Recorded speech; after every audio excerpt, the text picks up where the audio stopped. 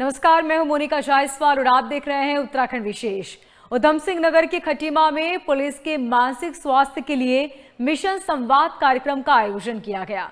इसमें मुख्यमंत्री पुष्कर सिंह धामी शामिल हुए और सीएम ने कहा कि पुलिसकर्मियों को कई तरह के मानसिक दबाव का सामना करना पड़ता है, इसलिए उनकी समय समय पर काउंसलिंग बहुत जरूरी है। इसके लिए मिशन संवाद कार्यक्रम का आयोजन किया जा रहा है। इसके जरिए उनकी समस्याओं का समाधान होगा। पूरे राज्य में इस मिशन का संवाद शुरू किया जाएगा और इसके लिए उन्होंने सभी अधिकारियों को निर्देश दिए।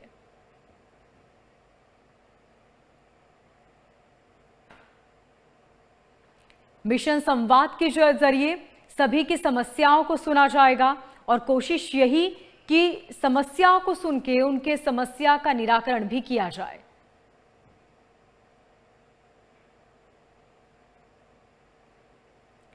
पुलिसकर्मियों की काउंसिल की जाएगी। आपको बता दें कि सीएम पुष्कर सिंह धामी ने कहा, पुलिस कर्मचारियों को कई तरह की मानसिक दबाव से गुजरना पड़ता है, बहुत ज्यादा प्रेशर होता है, कई बार घंटों तक काम करना पड़ता है और इसके जरिए बहुत जरूरी है कि उनकी समस्या को सुना जाए और उसका समाधान किया जाए। और यही वजह है कि खटीमा में मिशन संवाद कार्यक्रम का आयोजन हुआ और इस कार्यक्रम में सीएम पुष्कर सिंह धामी शामिल हुए।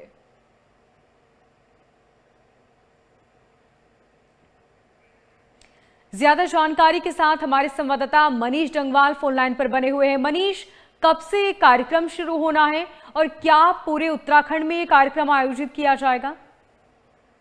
देखिए, बिल्कुल फिलहाल ये जो कार्यक्रम है, मुख्यमंत्री पुष्कर सिंह धामी का जो गृह क्षेत्र खटीमा है, खटीमा दौरे पर मुख्यमंत्री पुष्कर सिंह धामी है और आज उन्होंने कैलाश मानसरोवर यात्रा का जो जत्था था उसको भी वहां से रवाना किया और अब देर शाम जो पुलिसकर्मी है उनके साथ संवाद मुख्यमंत्री पुष्कर सिंह धामी ने किया। और सबसे बड़ी बात यह कि पुलिसकर्मियों की कई समस्याएं रहती हैं, क्योंकि अमूमन देखा जाता है कि पुलिसकर्मियों के लिए छुट्टी का समय हो या फिर 24 घंटे में अगर काम करने की जो उनकी ड्यूटी आवर होता है उससे ज्यादा वो काम करते हैं। तो इसी चीज को लेकर संवाद जो है मुख्यमंत्री पुष्कर सिंह धामी ने पुलिसकर्मियों से किया है कि आखिरकार क्या कुछ समस्याएं उनके सामने आती हैं और क्या कुछ समाधान उनका निकाला जा सकता है। हर वर्ग का जो है वो मुख्यमंत्री जो है वो ख्याल रखने की बात करते, तो इसीलिए पुलिसकर्मियों का भी ख्याल रखने की कोशिश मुख्यमंत्री पुष्कर सिंह धामी के द्वारा इस संवाद से की गई है, क्योंकि समाज के सभी वर्गों को लेकर जो है वो मुख्यमंत्री पुष्कर सिंह धामी संवाद करते नजर आए हैं। मुख्यमंत्री आवास में भी लगातार संवाद कार्यक्रम होते हैं और अब जो है वो खटीमा जो गृह क्षेत्र है मुख्यमंत्री पुष्कर सिंह धामी का, वहां पर उन्होंने पुलिसकर्मियों के साथ संवाद किया है,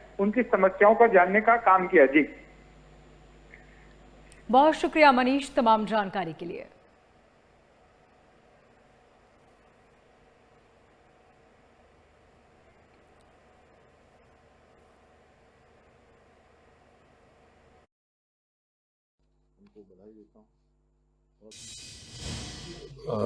विषम परिस्थितियों में काम करते हैं, कई बार उनको कई घंटों काम करना पड़ता है और उनके भी, चूंकि वो भी हमारे बीच के ही हैं, उनको भी कई प्रकार की चुनौतियां होती हैं जीवन में। परिवार है, स्वास्थ्य है, मानसिक दबाव है, उन सबका सामना करना पड़ता है।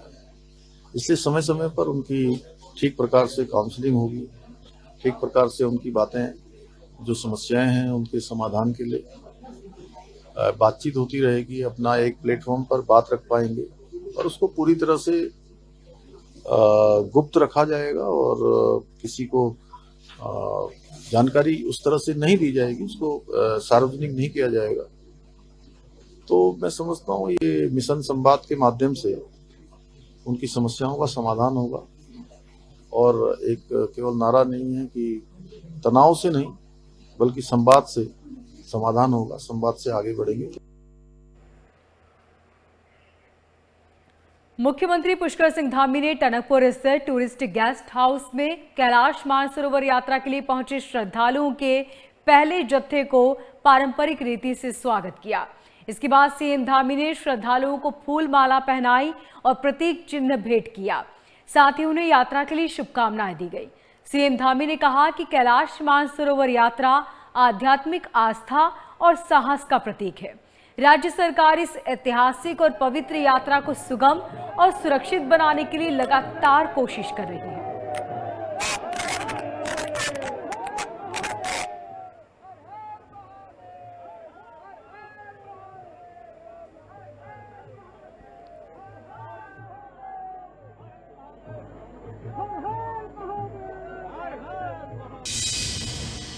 टनकपुर से ये यात्रा आज आगे निकल गई है, प्रारंभ हो गई है और कल रात्रि को ही कैलाश श्रद्धालु जो कैलाश दर्शन के लिए जा रहे थे उनका दल आ गया था और यहाँ रात्रि को विश्राम करके आगे निकला है। सभी व्यवस्थाएं पूरी तरह से की गई हैं यात्रियों की सुरक्षा के लिए, उनकी यात्रा अच्छी हो, यात्रा में किसी प्रकार की परेशानी न हो, क्योंकि यात्रा अत्यंत कठिन यात्रा भी है, मौसम की चुनौती भी बनी रहती है, भूस्खलन के रास्ते भी हैं, लेकिन उसके बाद भी पूरा कुमाऊं मंडल विकास निगम के द्वारा जो हमारा राज्य का निगम है वो सभी सुविधाएं कैलाश यात्रियों के लिए की गई हैं। उनकी यात्रा अच्छी होगी, अच्छे प्रबंधों के साथ होगी और बड़ा उत्साहपूर्ण माहौल है। सभी यात्री बहुत उत्साह से परिपूर्ण हैं। मैं सबकी यात्रा की सफलता की कामना करता हूं कि भगवान महादेव सब पर कृपा करें, उनकी मनोकामना पूर्ण करें, उनकी यात्रा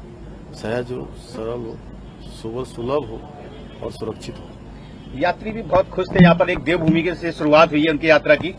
क्या नहीं, देखिए ये माँ पूर्णागिरी का भी धाम है।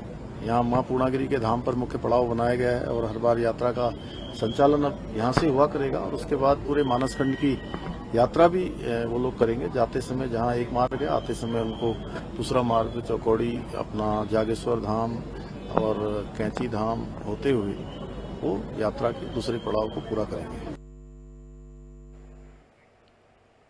उत्तराखंड के सीएम पुष्कर सिंह धामी ने खटीमा के नगला तारा गांव में पारंपरिक तरीके से खेत में हल चलाया और धान की रोपाई की।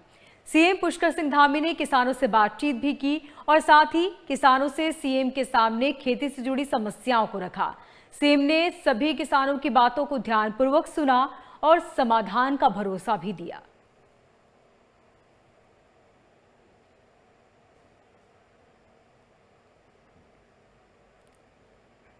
सैनिक कल्याण मंत्री गणेश जोशी ने देहरादून स्थित सैनिक कल्याण निर्देशालय में मनाए जाने वाले कारगिल शौर्य दिवस की तैयारियों की समीक्षा की।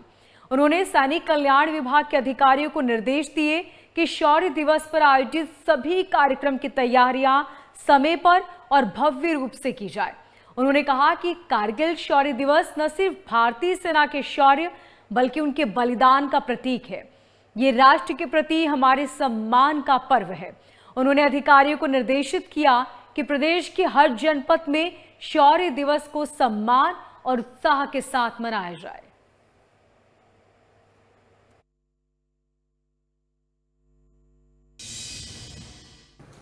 कारगिल दिवस है जिसको शौर्य दिवस के रूप में मनाया जाता है, उसकी तैयारियों को लेकर, क्योंकि प्रदेश के अंदर जो कार्यक्रम होता है उसका मैसेज पूरे देश और प्रदेश में जाता है और ये तो वीरों की भूमि है। फसौड़वार से लेकर अभी तक हजारों यहाँ के वीरों ने देश की रक्षा के लिए प्राणों की आहुति दी है और कैसे ये कार्यक्रम भव्य हो, इन सारे विषयों पर चर्चा हुई और हमारे डायरेक्टरेट ने, हमारे सैनिक अधिकारी ने इसकी पूरी तैयारी यहाँ पर की है। साथ ही जो हमारा धामी सरकार का ड्रीम प्रोजेक्ट है जो लगभग बनकर तैयार हो गया है, उसका लोकार्पण होना है। उससे पूर्व क्योंकि हमने एक सही सम्मान यात्रा निकालकर सभी शहीदों के आंगन की पवित्र मट्टी को हम लेकर आए थे। ताम्रपत्र एक सम्मान स्वरूप हमने उनको दिए थे।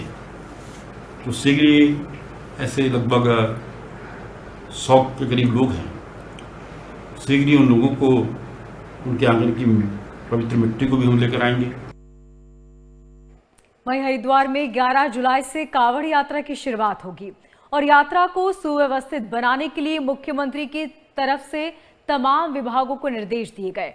खासकर सड़क सुरक्षा फोर्स की बात करें तो कांवड़ यात्रा में ये विभाग काफी महत्वपूर्ण है। एसडीआरएफ कमांडेंट अर्पण यदुवंशी ने कहा कि कांवड़ियों की सुरक्षा के लिए हरिद्वार जिले में 6 जगहों पर 7 सब स्टेशन टीमों की तैनाती होगी और किसी भी प्रकार की अनहोनी न हो, इसके लिए एसडीआरएफ की तरफ से तमाम तैयारियां कर ली गई हैं। तो मैं मंच पर बुलाना चाहूंगी आरोग्यम नर्सिंग कॉलेज के स्टूडेंट्स को। यात्रा में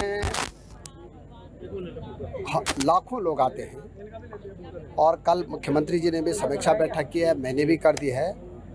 हमने पर्याप्त जितना जिला प्रशासन ने और पर्यटन विभाग ने और हरिद्वार ज़िले ने हमको पैरामेडिकल स्टाफ की डिमांड की है, डॉक्टरों की डिमांड की है, हॉस्पिटलों में संसाधनों की डिमांड की है, वो हमने पूरी कर दी है। मुझे लगता है कि किसी भी कांवड़ यात्री को कोई दिक्कत नहीं रहेगी। ऐसा है कि लगभग 450 दवाइयाँ सरकार की तरफ से निःशुल्क रोगियों को दी जाती हैं और उसके अलावा भी जन औषधि केंद्र सरकार के द्वारा खोले गए हैं। अगर कहीं की कोई शिकायत होगी तो कोई मुझे लिख के देगा तो मैं उसकी इंक्वायरी जरूर कराऊंगा। हरिद्वार जिलाधिकारी ने कावड़ मेले की तैयारियों को लेकर एक महत्वपूर्ण बैठक की। इसमें पुलिस प्रशासन, स्वास्थ्य विभाग, नगर निगम समेत अन्य संबंधित विभागों के अधिकारी शामिल हुए। इस बीच जिलाधिकारी ने सभी विभागों को निर्देश दिए हैं। विभागों को निर्देश देते हुए कहा कि कावड़ मेले में श्रद्धालुओं को किसी तरह की कोई असुविधा न हो, इसके लिए समन्वय बनाकर काम करें। साथ ही उन्होंने सीसीटीवी कैमरे, ड्रोन से निगरानी और रूट डायवर्जन जैसी व्यवस्थाओं पर बातचीत की। डीएम ने कहा कि कावड़ मेला आस्था का पर्व है, जिससे लाखों लोगों की श्रद्धा जुड़ी हुई है। ऐसे में सभी विभागों की जिम्मेदारी है कि वे समय रहते सारी व्यवस्था सुनिश्चित करें ताकि यहां धार्मिक आयोजन शांतिपूर्ण और सफलतापूर्वक संपन्न हो सके।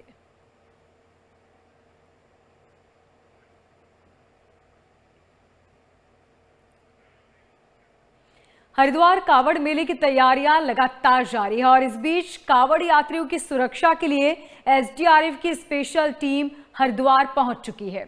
एसडीआरएफ की टीम आपातकालीन स्थितियों से निपटने के लिए अत्याधुनिक सुरक्षा उपकरणों से युक्त है। एसडीआरएफ के कमांडेंट ने कहा कि इस बार टीम को विशेष ट्रेनिंग दी गई। इस टीम के पास हाईटेक संसाधन है, जिसमें night vision device, boat, drone है। उन्होंने कहा कि हर की पैड़ी, गंगा घाट और भीड़ भाड़ वाले इलाकों में एसडीआरएफ की टीम लगातार निगरानी रखेगी। किसी भी आपातकालीन स्थिति में तुरंत राहत और बचाव कार्य शुरू किया जाएगा। इसके अलावा रेस्क्यू और मॉक ड्रिल की एक्सरसाइज भी समय समय पर की जाएगी ताकि किसी भी तरह की कोई परेशानी ना आए।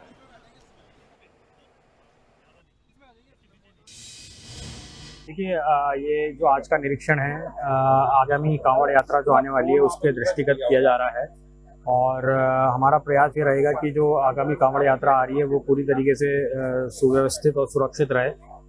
इसी को दृष्टिगत रखते हुए हमारा जो आपदा में प्रशिक्षित बल है, जो जिसने एडवांस डीप डाइविंग कोर्स कर रखा है, उन सभी लड़कों को हम लेके आए हैं और हमारी कांवड़ यात्रा को लेके 6 स्थानों पर 7 सब टीम जो हैं वो तैनात रहेंगी, जो कि प्रेमनगर आश्रम, बैरागी कैंप, राम झूला, ढालवाला और नीलकंठ, इधर हमारी टीमें तैनात रहेंगी।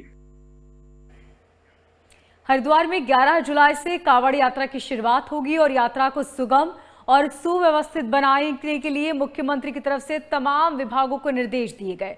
खासकर अगर सड़क सुरक्षा फोर्स की बात करें तो कावड़ यात्रा के बीच इस विभाग की काफी महत्वपूर्ण भागीदारी है। इस बीच एसडीआरएफ कमांडेंट अर्पण यदुवंशी ने जानकारी देते हुए कहा कि कावड़ यात्रा में यात्रियों की सुरक्षा के लिए हरिद्वार जिले में 6 जगहों पर 7 सब टीमों की तैनाती की जाएगी। जो सुरक्षा के उपकरण होंगे उनके पास और किसी भी तरह की अनहोनी न हो, इसके लिए एसडीआरएफ की तैनाती होगी।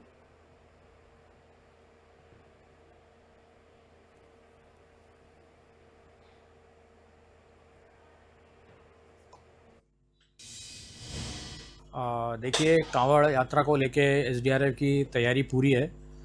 माननीय मुख्यमंत्री जी का भी निर्देश है कि जो कांवड़ यात्रा है इस बार जो है सुगम और सुव्यवस्थित रहे और सबसे इम्पॉर्टेंट चीज़ है कि सुरक्षित रहे। तो इस बार जो हमारी टीम है वो पूरी तरीके से अलर्ट मोड पे रहेंगी। हमारा कंट्रोल रूम भी 24/7 एक्टिव है और इस साल जो है 6 स्थानों पर कांवड़ यात्रा के दौरान हम 7 सब टीम जो है तैनात करेंगे कांवड़ियों की सुरक्षा के लिए।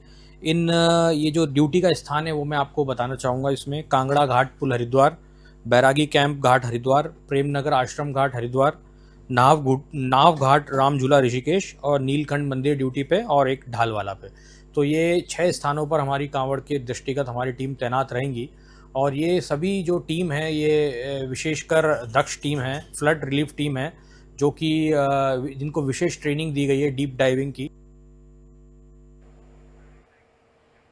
हरिद्वार में कावड़ यात्रा के बीच श्रद्धालुओं को आपातकालीन सेवा देने के मकसद से निरंजनी अखाड़ा और मां मनसा देवी मंदिर ट्रस्ट की तरफ से 2 एम्बुलेंस की शुरुआत की गई। निरंजन पीठाधीश्वर आचार्य महामंडलेश्वर स्वामी कैलाशानंद गिरी महाराज और मनसा देवी मंदिर ट्रस्ट के अध्यक्ष महंत रविंद्रपुरी महाराज ने दोनों एम्बुलेंस को हरी झंडी दिखाकर रवाना किया। महंत रविंद्रपुरी महाराज ने कहा कि 2 एम्बुलेंस कावड़ मेले में सेवा के लिए दी गई हैं, जो पूरे कावड़ मेले में निस्वार्थ भाव से सेवा देगी। उसमें ड्राइवर भी संस्थान के होंगे। वहीं पीठाधीश्वर आचार्य महामंडलेश्वर स्वामी कैलाशानंद गिरी महाराज ने कहा कि ये पहल कावड़ यात्रा के बीच किसी भी आपात स्थिति में सहायता उपलब्ध कराने के लिए दी गई है। एम्बुलेंस आधुनिक उपकरण होने के साथ ही मेडिकल स्टाफ भी होंगे।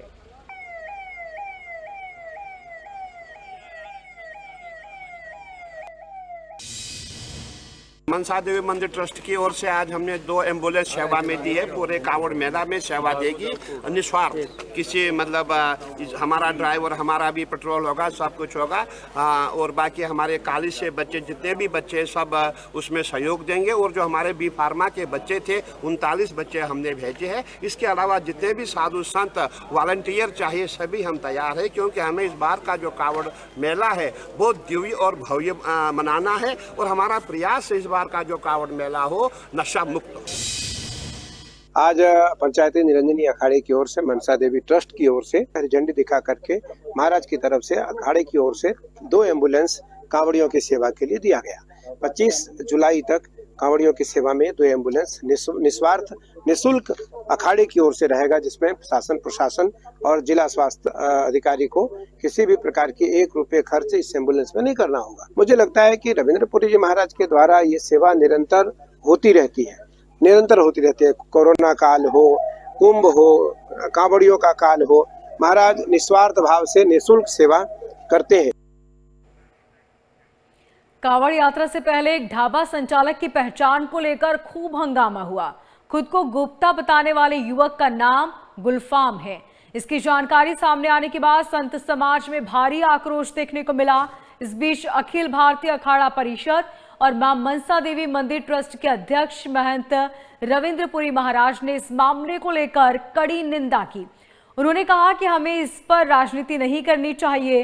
हिंदू, मुस्लिम, सिख, ईसाई सभी आपस में भाई भाई, लेकिन धार्मिक नगरी हरिद्वार में इस तरह की पहचान छुपाकर काम करना न सिर्फ कानूनी रूप से गलत है, बल्कि ये आस्था और विश्वास के साथ धोखा है। साथ ही संतों ने प्रशासन से मांग की कि यात्रा मार्ग में सभी दुकानों और ढाबों की जांच की जाए।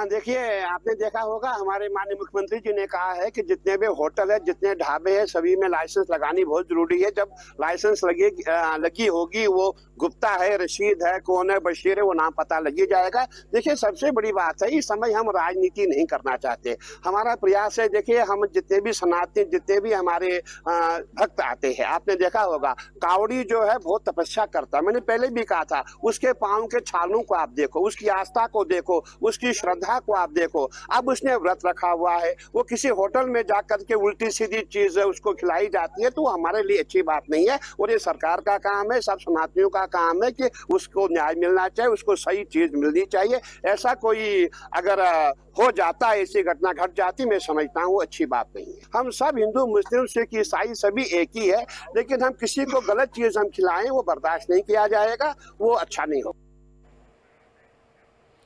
हरिद्वार पुलिस मुख्यालय में स्थित सभागार में सैनिक सम्मेलन का आयोजन किया गया।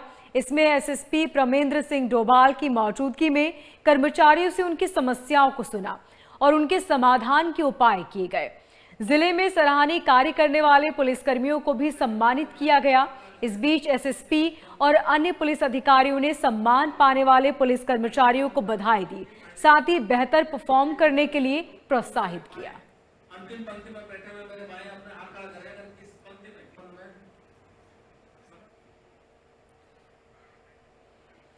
उत्तराखंड में मानसून आने के बाद लगातार बारिश का सिलसिला जारी है। इसकी वजह से कई जगहों पर भूस्खलन हो रहे हैं और मौसम विभाग ने प्रदेश के रुद्रप्रयाग और बागेश्वर में भारी बारिश का ऑरेंज अलर्ट जारी किया।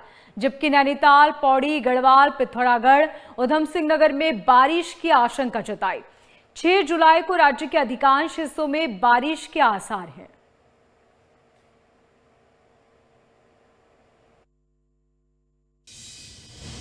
उत्तराखंड में मानसून पहुंचने के बाद से लगातार बारिश का सिलसिला देखने को मिल रहा है और इस समय भी राजधानी देहरादून में जो है वो मूसलाधार बारिश देखने को मिल रही है। और मौसम विभाग ने जो भविष्यवाणी की है अगले 24 से 48 घंटों के लिए, उसमें 2 जिलों में जो है वो ऑरेंज अलर्ट जारी किया गया है। रुद्रप्रयाग और बागेश्वर जनपद में जो है वो ऑरेंज अलर्ट जारी किया गया है। तो वहीं अगले 48 घंटों के बाद जिस तरीके से देहरादून और टिहरी में भी जो है वो ऑरेंज अलर्ट जो है वो रहने की संभावना है, तो वहीं रुद्रप्रयाग और बागेश्वर में अगले 48 घंटों के बाद भी ऑरेंज अलर्ट की जो है वो संभावना व्यक्त की गई है। यानी कि भारी से भारी बारिश इन जिलों में जो हो सकती है। और इस समय भी जो है वो राजधानी देहरादून में हल्की बारिश जो है वो लगी हुई है। और नदी का जो जल स्तर आप देख रहे होंगे, ये देहरादून की माल देवता के पास जो बहने वाली नदी है। हालांकि इसमें अभी जो है वो बहाव नदी का इतना तेज नहीं है, लेकिन अमूमन देखा जाता है जब तेज बारिश होती है तो इस नदी का वेग भी काफी जो है वो तेज होता है। हालांकि लोग यहाँ पर अभी भी जो है वो बारिश के मौसम में जो है वो नहाने के लिए पहुंच रहे हैं। हालांकि इतनी गर्मी देखने को नहीं मिल रही है, लेकिन सीधे तरीके से लोग एंजॉयमेंट के लिए यहाँ पर पहुंच रहे हैं। सड़कों की बात करें तो उत्तराखंड में जिस तरीके से लैंडस्लाइड के बाद जो सड़कें हैं उनकी तस्वीर कुछ इस तरीके से नजर आ रही है।